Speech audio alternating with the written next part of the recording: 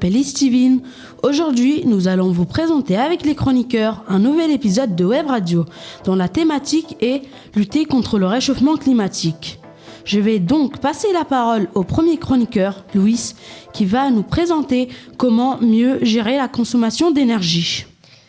Bonjour, je vais effectivement vous parler de mieux gérer la consommation d'énergie. Il faut savoir que chaque foyer français possède en moyenne une centaine d'appareils électriques et électroniques. La production d'énergie impacte fortement l'environnement.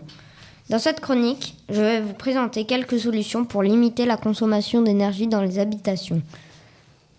Première solution, ne pas laisser allumer de lumière inutile. Éteignez les lumières en sortant d'une pièce. Privilégiez les couleurs claires pour décorer votre intérieur, car elles réfléchissent mieux la lumière, alors que les couleurs sombres l'absorbent. Deuxième solution, limitez la taille et la luminosité de la télévision. Des téléviseurs toujours plus grands entrent dans les salons, mais ils consomment plus d'électricité. En diminuant la luminosité de la télévision, vous diminuerez la consommation électrique de votre appareil d'environ 25%. Troisième solution, ne pas laisser brancher les ordinateurs, les box internet et les consoles de jeux quand vous ne les utilisez pas. Souvent laissés en veille ou en pause, ces appareils consomment inutilement de l'électricité. Mieux vaut les éteindre complètement. Une box reste souvent allumée 24 heures sur 24 et peut consommer plus de 200 kW par an, soit autant que le lave-linge. Quatrième solution, bloquer les entrées d'air froide, calfeutrer au besoin les portes donnant sur l'extérieur ou sur des pièces non chauffées. Cinquième solution, baisser le chauffage ou se chauffer au bois. Il est inutile de chauffer toutes les pièces à la même température. Certaines pièces sont occupées toute la journée, mais d'autres, comme les chambres ou la salle de bain, n'ont pas besoin d'une température élevée. Chauffer à 19 degrés dans les pièces à vivre, 17 degrés dans les chambres, vous permettra de réduire votre consommation de chauffage.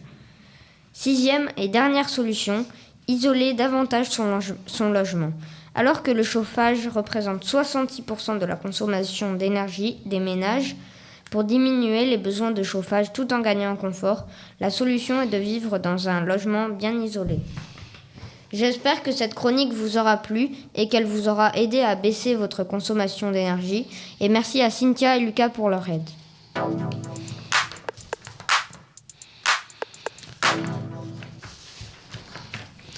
Merci Louis. Maintenant, j'ai compris comment mieux gérer l'énergie de ma maison.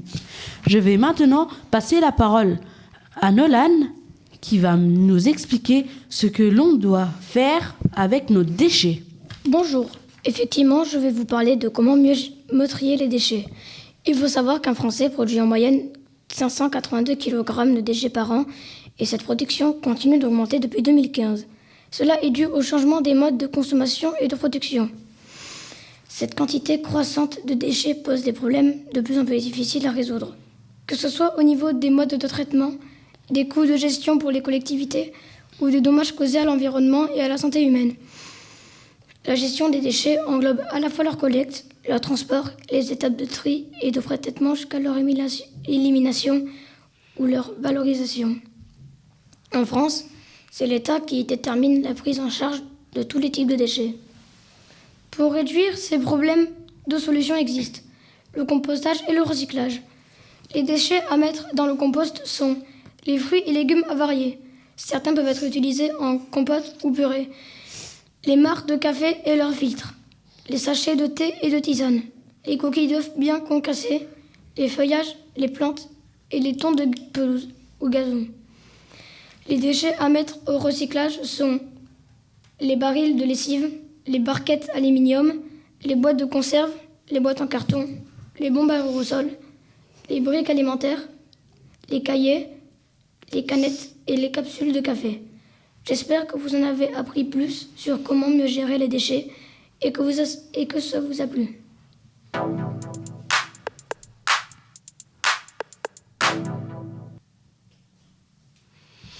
Merci Nolan pour toutes ces informations. Je vais maintenant passer la parole à Samy qui va nous parler des moyens de transport les plus écologiques. En effet, je vais vous parler de se déplacer autrement.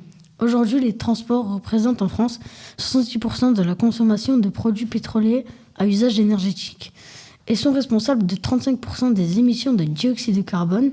De plus, le nombre de voitures en circulation dans le monde ne cesse d'augmenter. À ce rythme, le parc automobile mondial risque d'atteindre 1 milliard de voitures en 2030. Se déplacer autrement, c'est privilégier des modes de transport plus respectueux de l'environnement, comme le vélo, la marche à pied ou les transports en commun, bus, métro ou tramway, ou encore partager un véhicule en covoiturage. Nous pouvons aussi changer certaines habitudes quand nous voyageons. Le tourisme lent, par exemple, consiste à partir moins souvent mais plus longtemps, afin de vivre au rythme de la population locale. Le premier principe du tourisme lent est de prendre son temps et donc de privilégier les destinations proches, en utilisant des moyens de transport moins polluants tels que le train, le vélo ou le bateau. Et surtout, éviter les trajets en avion responsables de 5% des émissions mondiales. J'espère que ça vous aura plu. J'espère aussi que vous aurez appris ce que c'est de se déplacer autrement, que cela vous donne des idées pour vous déplacer autrement.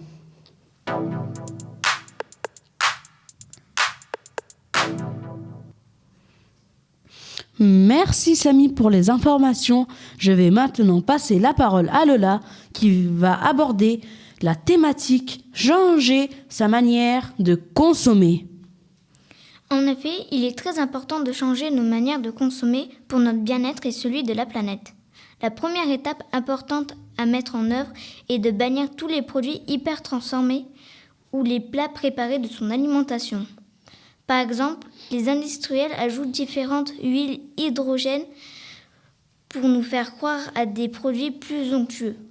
Il est donc conseillé d'acheter des produits naturels et locaux fabriqués dans les environs pour diminuer notre impact sur l'environnement.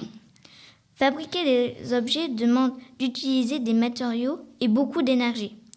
Pourquoi ne pas penser à la location ? C'est souvent plus intéressant de louer une bonne perceuse quand on en a besoin au lieu d'en acheter une. Le recyclage est un progrès, mais il ne permet pas de réutiliser la matière à l'infini. Cela utilise de l'énergie pour transporter les déchets puis les transformer. Il ne s'agit plus seulement de faire le bon choix, mais aussi de changer sa manière d'acheter, de stocker. Vous avez sans doute déjà été choqué de voir les étalages de légumes avec des fruits emballés individuellement. Le plus choquant est la quantité d'emballage qui part à la poubelle une fois les courses déballées. Pour diminuer les emballages, les commerces vrac ouvrent un peu partout en France. Les magasins proposent généralement des produits locaux livrés dans des contenants immenses. Il ne vous reste plus qu'à venir avec vos bocaux, sacs et autres emballages réutilisables pour faire le plein de provisions. Donc, pour changer notre manière de consommer, nous devons faire plus attention aux emballages, aux déchets, aux objets qu'on achète et à notre alimentation.